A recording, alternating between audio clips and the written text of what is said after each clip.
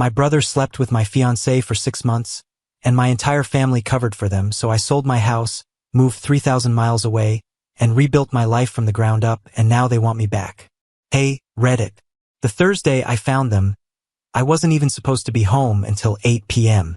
I'm a 30-year-old male, working as a fraud investigator and AML analyst at a major bank, handling anti-money laundering cases and investigating fraudulent transactions across the tri-state area.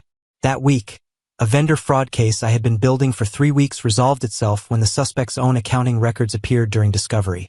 So I closed the file by 2 p.m., my manager signed off on the report, and I decided to stop by that boutique on 5th Street to finally buy those ridiculously expensive candles Dominique kept talking about. The one she would slow down to look at every time we walked past. $38 for something that smelled like vanilla and burned down in about 20 hours, but she wanted them and I wanted to see her smile. The engagement ring had cost me 4 months of savings, and between the wedding venue, photographer, caterer, florist, and honeymoon deposits, I was nearly 18 grand deep into a future that felt worth every penny. For years of my life, every plan and every dream wrapped into it.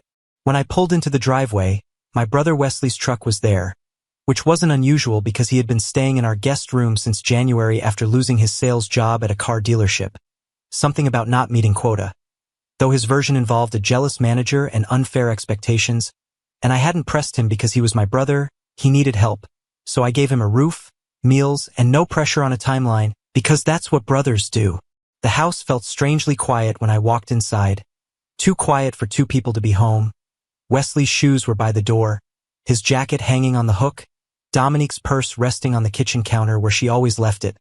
But there was no TV, no music, no voices, and then I heard it upstairs from the master bedroom, that unmistakable rhythm, the steady beat of the headboard hitting the wall, a sound I recognized because I had heard it before from the other side of it. In moments like that, real life isn't dramatic or loud. It's your mind going calm, because losing control doesn't help you. It only makes you look unstable in whatever story comes next. I walked up the stairs deliberately, my heart pounding but my hands steady, the bedroom door slightly open, not even fully closed, because why would it be? I wasn't supposed to be home for 6 more hours, and when I pushed it open, they were there, Wesley scrambling off her so quickly he nearly fell, Dominique grabbing the sheet as if fabric could erase reality, as if covering up could undo what I had already seen, my bed, my sheets, the headboard I had spent 2 weekends assembling because the instructions were in Swedish and half the dowels didn't fit right. Brennan, she started, and I asked, how long? My voice flat and controlled, and they looked at each other with that silent communication they always seemed to have, even caught.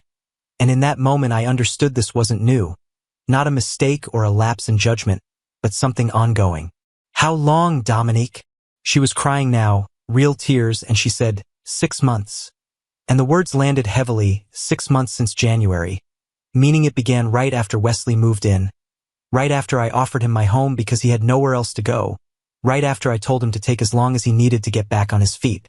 Instantly I calculated it all. 6 months of dinners I cooked for all 3 of us, 6 months of mortgage payments on a house they were turning into their private space, 6 months of wedding planning, venue tours, cake tastings, invitations we debated over, vows I rewrote repeatedly trying to make them perfect, 6 months of looking into her eyes every night believing she loved me. I didn't scream. I didn't argue.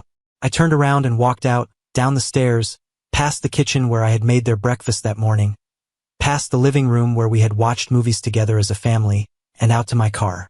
I drove to the parking lot behind the public library, sat there for 2 hours with my phone on silent, thinking through every detail of my life unraveling, and then I began handling it methodically.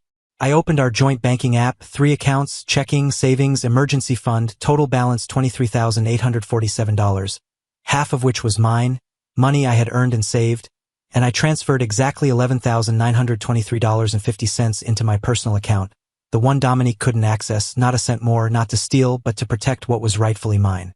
Then I took screenshots and saved the transaction history going back 6 months.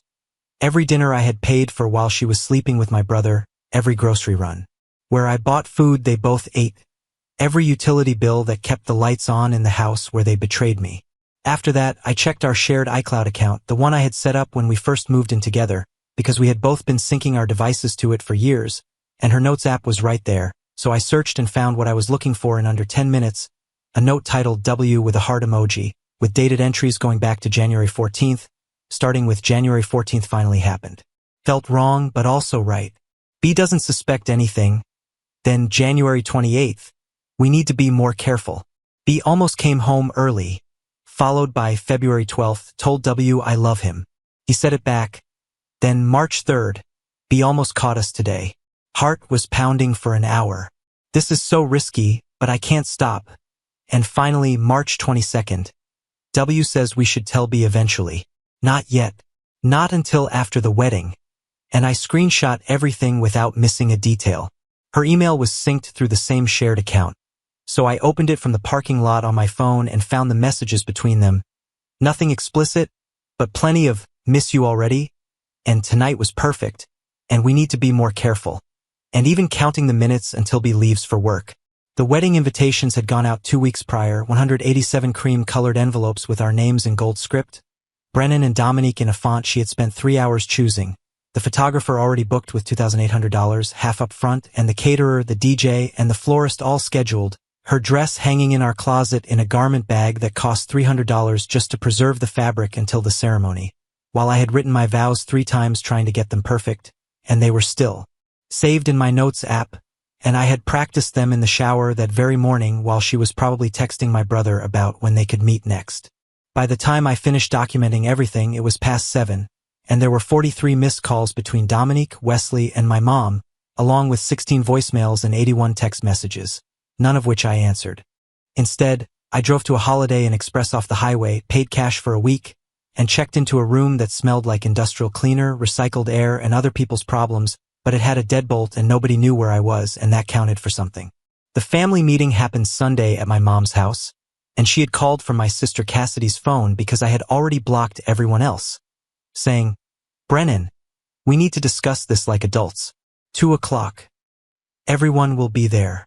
I should have said no, should have hung up and blocked that number too, but some part of me still believed blood meant something, that I would walk in and they would be handing Wesley his bags, telling him and Dominique to get out and never come back, and that my mother would put her arm around me and say she was sorry this happened and that she would always be on my side, but I was wrong. The living room was arranged like an intervention when I arrived. Mom in her armchair by the window, the one Dad bought her before he left, Cassidy on the love seat with her arms crossed, already annoyed she had to give up her Sunday, and Wesley and Dominique on the main couch sitting close enough that their shoulders touched, looking tired and looking sad and looking like the victims in their own narrative, while the only empty seat was a dining chair dragged in from the kitchen and placed directly facing them like I was on trial, so I stayed standing. Brennan, sit down, Mom said, in that voice she used when I was 16 and came home past curfew. Gentle but firm. The voice that meant she had already decided who was wrong. I'll stand. Why is she here? Because she's part of this family. Or she was going to be. She's the reason we're having this conversation. Then Dominique started crying. Real tears. Wet and theatrical. Right on cue. Saying, Brennan, I'm so sorry. I never meant for this to happen. Wesley and I tried to fight it. We really did. But sometimes you can't help who you fall for. While I watched her work the room, the trembling lip, the tissue she somehow had ready, the way she leaned into Wesley like he was her lifeline, because she had rehearsed this, probably all weekend. We're in love, Wesley said, his voice cracking on cue. I know the timing is terrible and I know I messed up, but what Dom and I have is real. We didn't plan this. It just happened. It just happened, I repeated, thinking about 6 months in my house, in my bed, while I was at work keeping a roof over his head because he couldn't keep a job. Brennan, don't be crude, Cassidy said from the love seat. Crude. That's what concerned her. My word choice. And Mom stood up, walked over to me, and put her hand on my arm with that gentle, disappointed expression I remembered from 100 arguments I had never won. Honey, I know you're hurt. Anyone would be, but Wesley is your brother. Blood family forgives. And if Dominique and Wesley have real feelings for each other, real genuine feelings, maybe it's better this happened now. Before the wedding, before you two made a mistake you couldn't take back. I stared at her because this was the woman who had called me her rock, her reliable son, the the one who showed up, the one who fixed things, the one who had supported her for 8 months after Dad left, letting her live in my spare room rent-free while she figured out her finances, the one who co-signed her car loan because her credit was wrecked, the one who called every Sunday without fail because that's what good sons do. You're taking their side. There aren't sides, Brennan. We're all family. You're taking their side. Wesley feels terrible. Cassidy cut in, leaning forward. They both do. This has been eating them alive. They didn't want to hurt you. They were going to tell you themselves after the wedding. After the wedding? I laughed, and the sound came out harsh and broken. So the plan was to let me marry her, go on a honeymoon with her, build a life with her, and then what? Surprise. Your wife's been sleeping with your brother the whole time. That's not. Dominique started. That's exactly what you just said. You were going to wait until after the wedding. We were confused. We didn't know what to do. You knew exactly what to do. You did it for 6 months in my bed. Every chance you got. You're being dramatic, Dominique said, and something in her voice shifted. Harder now. Testing. Because she'd realized the tearful routine wasn't working and she was trying something else. It's not like we set out to betray you. It just happened. People's feelings changed, Brennan. That's life. That's how relationships work sometimes. Your feelings changed into my brother while wearing my ring. Maybe the ring was a mistake. Maybe we moved too fast. Maybe if you'd paid more attention to me instead of working all the time. There it was. My fault. Of course it was my fault. I'd driven her to it by working too much, working to pay for the wedding she wanted, working to save for the house she wanted, working to build the future she claimed to want. I looked around the room one more time, at my mother who'd chosen her cheating son over her betrayed one, at my sister who'd called my reaction to being cheated on dramatic, at my brother who'd repaid my kindness by sleeping with my fiancé in my home for half a year. Here's what's going to happen, I said, and my voice was calm now, deadly calm. The calm I used at work when reviewing evidence that was about to destroy someone's case. I'm going to walk out of here. You're all going to live with the choices you made today. And in about a week, everyone we know, every single person who got an invitation to that wedding is going to find out exactly what kind of people you are. What does that mean? Mom's voice had an edge now, the first real sign of concern. It means consequences. Something this family apparently forgot existed. Brennan, don't do anything stupid, Wesley started. I've been doing something stupid for years. Trusting you. That ends today. I walked out. Nobody followed. Nobody called after me to apologize. Nobody ran to stop me or take my side or tell me they'd made a mistake. Yeah, that told me everything. Monday morning, I started building my case like I was investigating fraud because that's exactly what this was. Credit freeze with all 3 bureaus, new checking account at a different bank, new phone number. I locked down every account, changed every password, removed Dominique from everything, and documented it all. By Tuesday, I'd called my real estate agent and told him to list the house this week. While he was there for photos, I had the locks changed. Wednesday, I drafted the formal eviction notice for Wesley, 30 days written notice, certified mail with signature confirmation, not emotional, not vindictive, just legal terminology about termination of verbal month-to-month tenancy arrangement and requirement to vacate premises, adding a line about sheriff escort being available during final move-out if needed. Wednesday night was wedding logistics, and the venue called and explained the situation without going into details, just the wedding is canceled. And since I was the sole name on the contract, they asked me to please confirm this in writing, and they were sympathetic but firm, no refund on the deposit, which I had expected because I just needed the paper trail. Total money lost roughly $8,400, a small price to learn who someone really was. Wednesday night, Dominique showed up, and I watched through the security camera app while sitting in my car 3 blocks away as she pounded on the door for 10 minutes, called my name, tried her old key and it didn't work, then called me 16 times in a row while standing on the porch and eventually left, but not before kicking the door hard enough to leave a scuff mark I'd have to explain to potential buyers. She had texted 17 times asking when she could come get her stuff, and I told her Saturday between 2 and 4 p.m., supervised, and she could have a friend present if she wanted. I'd have the sheriff's non-emergency line on speed dial just in case. The house went on the market Thursday, and that same Thursday brought the near mistake. I was gathering the last of my clothes when Wesley's truck pulled into the driveway, and he must have been watching for my car, Or maybe Dominique had called him. Maybe they'd been coordinating, because he caught me on the front porch, blocking the path to my car. Brennan, we need to talk. No, we don't. Just give me 5 minutes. Let me explain. There's nothing to explain. I am family. That's why we need to work through this.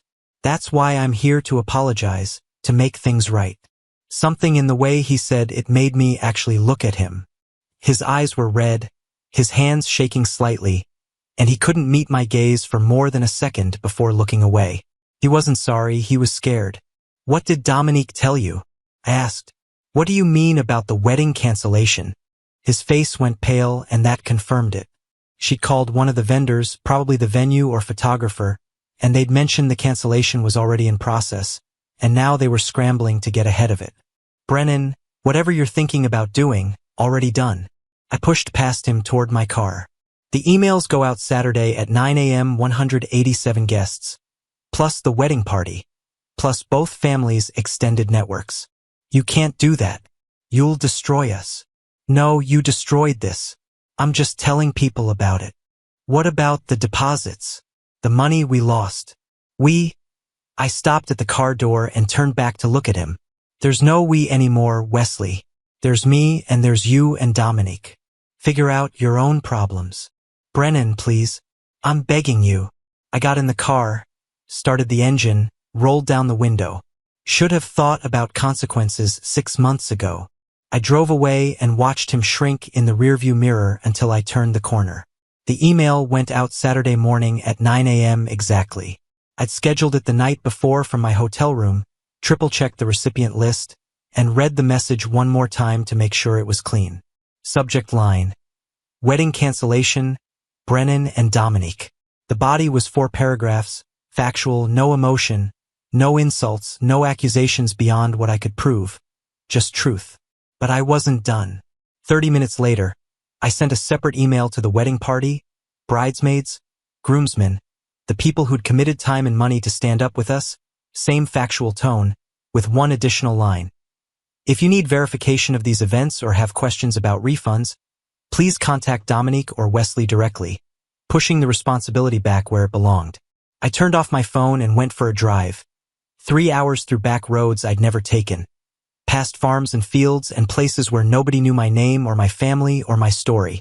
When I turned my phone back on at sunset, there were 94 unread texts and 67 missed calls. The responses split into predictable camps. Support from people who'd known me longest, neutral confusion from guests trying to figure out logistics, and damage control from my family demanding I retract everything. My mom's voicemail was particularly memorable. Brennan, what have you done? Everyone is calling me. Everyone. How could you humiliate your brother like this? I saved the voicemail, screenshot everything that came through text, and added it to my archive. The social fallout started within 48 hours. Dominique worked as a dental hygienist at a local dental practice, and the practice owners were connected to my parents through mutual friends. By Monday afternoon, the practice owner had heard enough that he called Dominique into his office. She wasn't fired because that would have been wrongful termination, but she was moved to their satellite location 45 minutes away with reduced hours, and within 3 weeks she quit. Wesley had landed a sales position at another dealership a few weeks before the email went out. Car sales is a relationship business, referrals matter, repeat customers matter, reputation matters, because when people spend $20,000 or $30,000 on a vehicle, they want to trust the person selling it to them. Word spread around the dealership about what he'd done. Then it reached customers, and the guys who had bought from Wesley before and planned to return started asking for different salespeople. The families who had referred their friends stopped referring. His pipeline dried up. His numbers dropped 60% in 6 weeks. Management put him on a performance improvement plan, and when he couldn't improve because reputation damage doesn't heal that fast, they let him go that fall. None of this was my doing, not directly, not technically. I simply told the truth one time to the people who deserved to know why they weren't attending my wedding. Everything else was just gravity. The house sold in 11 days, a cash offer $8,000 under asking from a young couple relocating from out of state, and I accepted immediately because they could close in 2 weeks and I needed to be gone. But before I left, I had unfinished business, so I filed 2 small claims actions, one against Wesley for unpaid rent. 6 months of living expenses at fair market value for the guest room, plus utilities calculated at $300 per month, $1,800 total, all well within small claims limits. The second case was against Dominique for provable shared expenses she had committed to before the affair came to light. Half the venue deposit we had paid jointly, half the photographer deposit, half the caterer advance, everything backed by clean documentation, joint bank statements, vendor contracts with both our names on them, totaling $4,200. I filed both cases the same day, paid for professional service, and had them served at their workplaces through proper legal channels. Dominique receiving hers at the dental office during lunch hour, Wesley getting his at the dealership showroom in front of customers, public humiliation legally delivered. The court dates were scheduled for 2 months out, and I didn't care if I won, even though the documentation was solid enough that I probably would. What mattered to me was the process itself, the certified letters, the awkward conversations when people asked why they were being sued, the fact that their names were now in public court records tied to the words unpaid rent and breach of agreement, consequences that would last. 9 months earlier, my boss had mentioned a position at our West Coast office, operations supervisor in Portland, better title, better money, better opportunities, and I had turned it down because Dominique didn't want to leave her family, didn't want to move across the country, didn't want to start over somewhere new, and it was almost ironic how that turned out. One Thursday morning, I called my boss and asked if that Portland position was still available, now listed as Regional Operations Coordinator, same office but with a bigger scope, and when he asked why I was interested and when they would need someone, he said honestly 2 weeks ago, they'd been short-staffed since February, and I told him I'd be there in 3 weeks. Before I left, the harassment began escalating, starting with my aunt showing up at my hotel, then my cousin, then family friends I barely remembered, all repeating the same script about how family forgives, how blood is thicker than water, how Wesley was suffering, how Dominique was suffering, and how I needed to let this go. I drafted a cease and desist letter myself, not from a lawyer because I couldn't afford one, but from a template I found online, customized it, printed it on professional letterhead I created, cited harassment statutes, listed every contact attempt with dates and times, and sent it certified mail to my mother's address with instructions to forward it to anyone who continued contacting me, adding one final line stating that further unwanted contact would result in a restraining order filing and documentation of the harassment pattern with local law enforcement. And it worked, the calls stopped. The move cost nearly everything I had left after the house sale cleared, $1,700 for the U-Haul, $800 for gas across 10 states, first and security deposit on a studio apartment I found on Craigslist, and by the time I had a bed and enough kitchen supplies to feed myself, my savings account showed $1,100, but nobody knew me there, nobody looked at me with pity, nobody whispered as I walked by, nobody asked about Dominique or Wesley or the wedding that never happened, and being anonymous was exactly what I needed. Work became my anchor, and I arrived early, stayed late, solved problems others avoided, and within 8 months I was promoted to operations manager with a 15% raise, which I accepted immediately, then asked what I needed to do to earn the next one. 13 months after I arrived, I met Meredith at a coworker's birthday party. She was a veterinary technician at an animal hospital in southeast Portland, someone who spent her days caring for scared animals and worried owners, with a quiet laugh, direct questions, and a way of looking at you that made you feel heard, not waited on. And we talked for 3 hours about nothing important, music, movies, the best hiking trails within an hour of the city, and whether pineapple belonged on pizza. Her position absolutely not, and she was ready to argue about it. And when I walked her to her car, she handed me her number without me asking. Our first real date was at a Thai place in the Pearl District, where she ordered the spiciest dish on the menu and didn't flinch when it arrived, looking like it could melt through the plate. And then she asked, "What's your story? Why'd you move across the country to Portland?" I could have lied and given her the sanitized version about fresh starts, new opportunities, and career growth. All technically true but completely empty. Yet I was done pretending, so I told her everything, the discovery, the family meeting, the email, the small claims filings, the move, watching her face for judgment or pity or discomfort the way others usually reacted. But none of that appeared, and when I finished, she reached across the table and squeezed my hand. They started trying to pull me back around month 18. First through flying monkeys, old high school contacts, distant cousins, Facebook friends from college, people I hadn't spoken to in years suddenly sliding into my DMs with the same message about my sister saying I wouldn't answer her calls and asking if it was time to move on. And Wesley's been really struggling since everything happened. Then came the health card, a text from my uncle on my mom's side, from a number I hadn't thought to block, saying, "Your mom's been diagnosed with early-stage breast cancer. Stage 1 treatable, but she's asking for you. I know what happened was messed up, but she's your mother, Brennan. I sat with that message for 3 days, then called Meredith and talked it through, turned it over from every angle because Mom hadn't actually asked for me directly. Cassidy had been coordinating the outreach through my uncle, the same dynamic as always, the family working behind the scenes to manage me, to manipulate me, to get me back in line.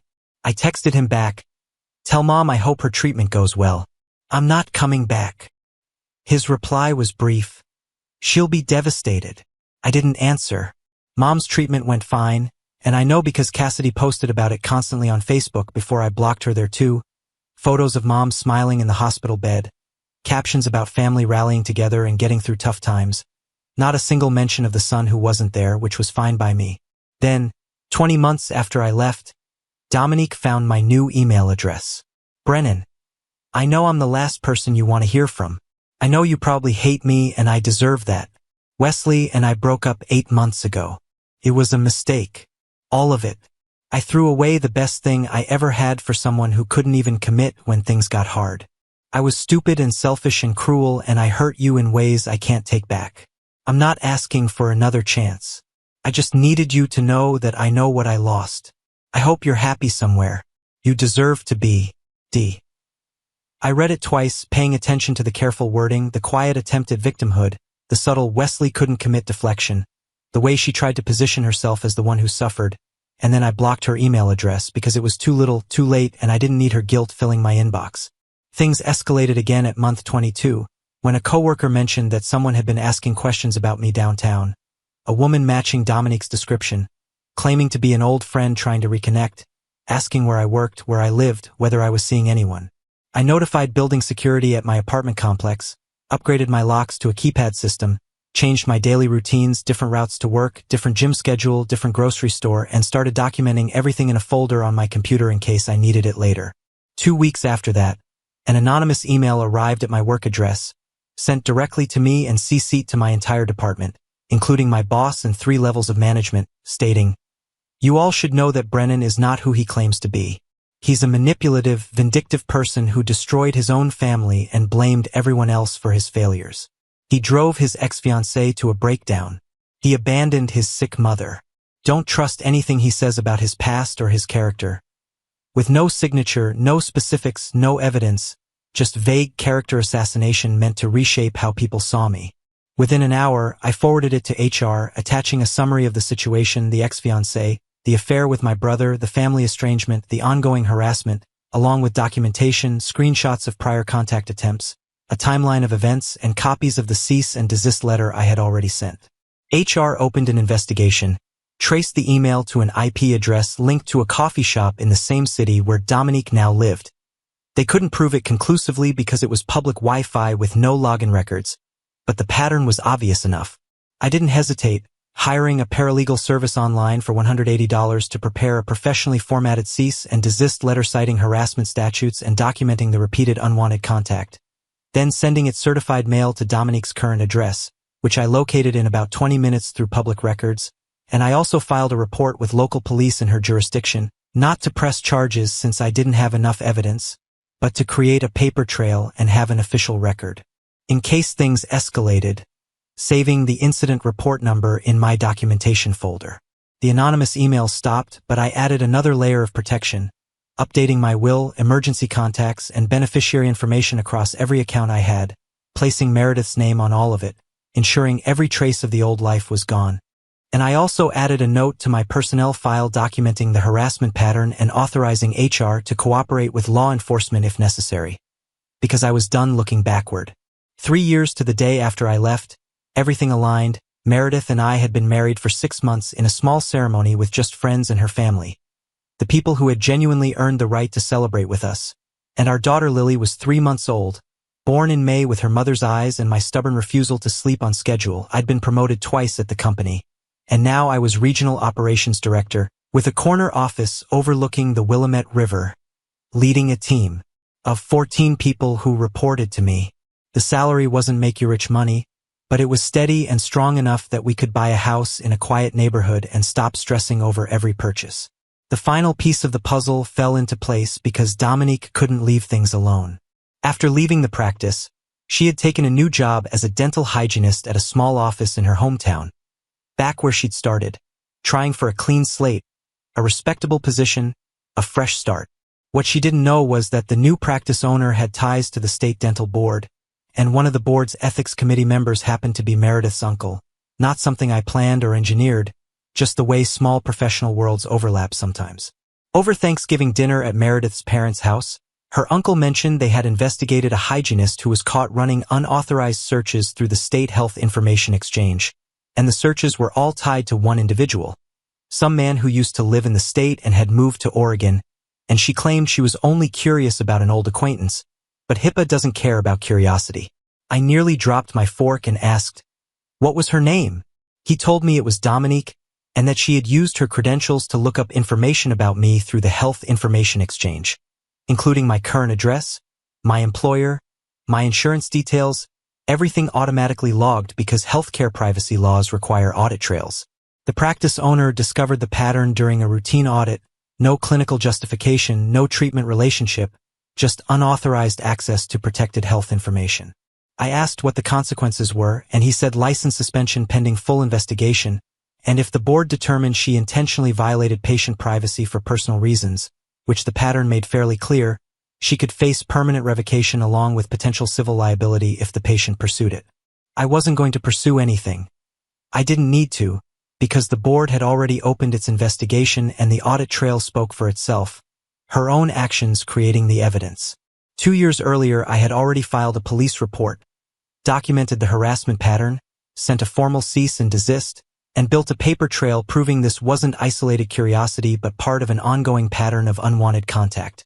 So when the board investigator requested background information, all that documentation was organized chronologically in a folder, ready to forward: professional misconduct, privacy violation, harassment pattern, documented and dated, and she had essentially destroyed her own case. I just kept the records. 3 weeks later, my phone rang from an unknown number, and I answered without checking, and I heard, "Brennan, it's your mother. Please, we need to talk."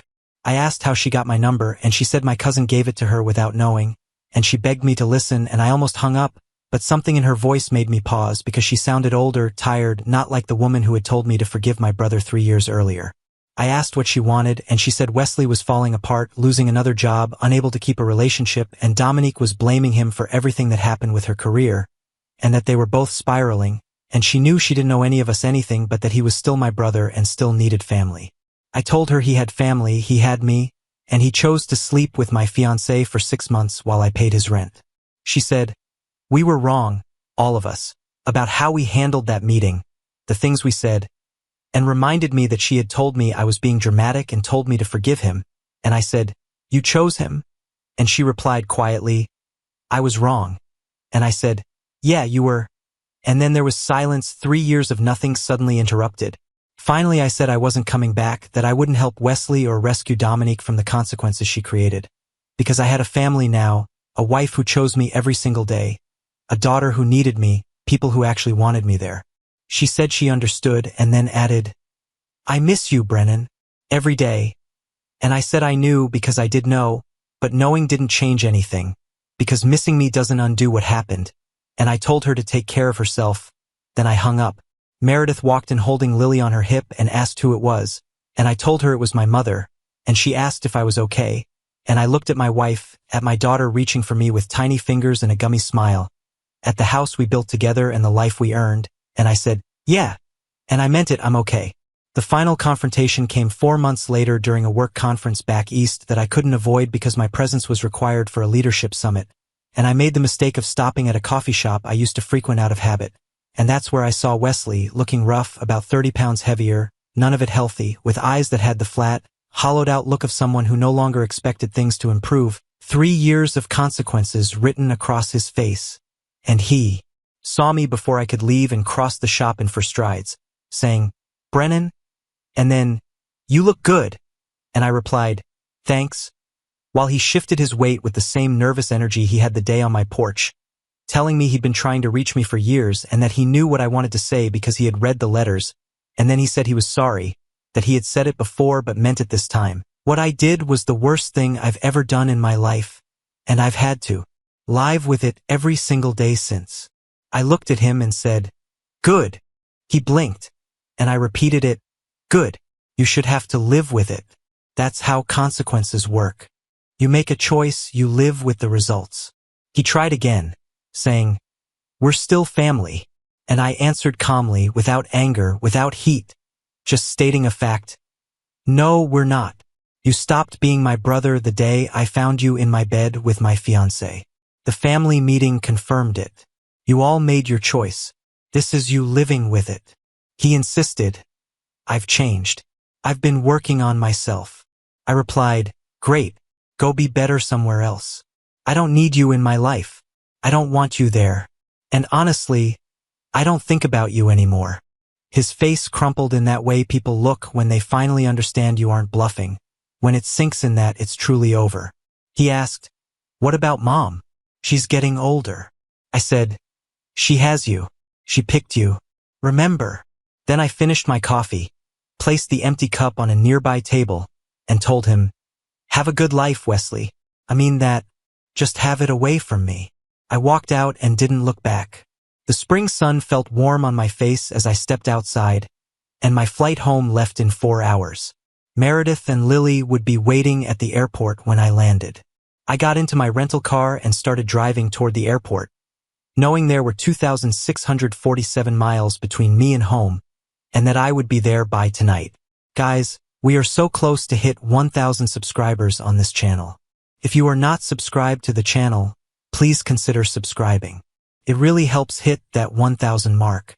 Thanks for making this dream come true.